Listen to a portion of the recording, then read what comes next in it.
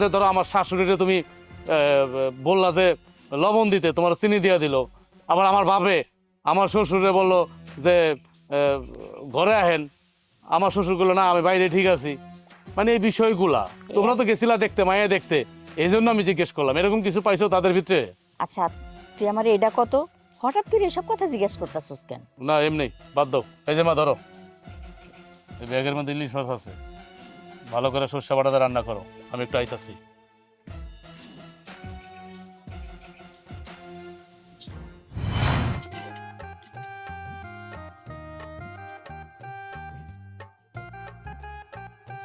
বোমা নাও, এর মধ্যে একটা বড় ইলিশ মাছ আছে, কুইটা সরিষা বাটা দিয়ে সুন্দর করে রান্না করো। কি কইলেন আম্মা? ঘাস? ঘাস কি মানুষ খায় নাকি? আমি তো কোনোদিন ঘাস টাস রান্না করিনি। আহারে বৌমা, আমি ঘাসের কথা কই নাই, এই ব্যাগের মধ্যে একটা বড় ইলিশ মাছ আছে, মাছ মাছ মাছটা কাইটা ভালো করে সরিষা বাটা দিয়া রান্না করো। আচ্ছা ঠিক আছে আম্মা, আপনি সিলাই কইতেছেন কেন? আমি বুঝছি আপনি যেটা কইছেন, আমি এটা বুঝছি। No. আমি কইরা দিতেছি, দেন।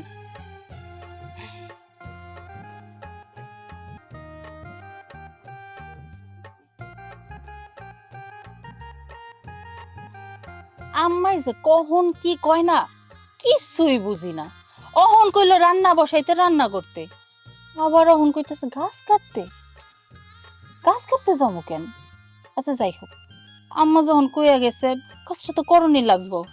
এবারে নতুন বউ আমি, পরে তো আম্মা এবার কষ্ট পাইব। যাই আগে গাছটা কাটি, তারপরে এসে রান্না বান্না করব।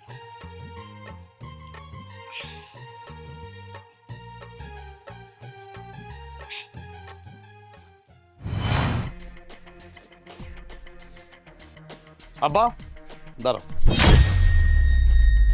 আমার জীবনটা কেন নষ্ট করলা তুমি? কেন আমার জীবনটা তুমি নষ্ট করলা? আমি তোর জীবন নষ্ট করছি? এটা তুই কি কইতেছস? হ্যাঁ, এখন এমন ভাব করতেছো মনে হইতেছে তুমি কিচ্ছু জানো না। মানে ভাজা মাছটা উল্টে খাইতে জানো না, মানে তুমি দুধের ধোয়া তুলসী পাতা। আসলে বাবা কি হয়েছে কত? কি হয়েছে তোমার আমার ভাঙ্গা বলতে হবে? আচ্ছা আব্বা, তুমি আমার সাথে এমন নাটক করতেছো কেন? কেন আমার সাথে এমন নাটক করতেছো? তুমি তো সবই জানো, জানি না শুনা তোমার সন্তানের সাথে তুমি এমন কেন করতেছো? কেন করতেছো বলো তো? দেখ, আমার কিন্তু মেজাজটা এখন খুব খারাপ হইতাছে। কি হইছে আমার খুইলা কবি তো?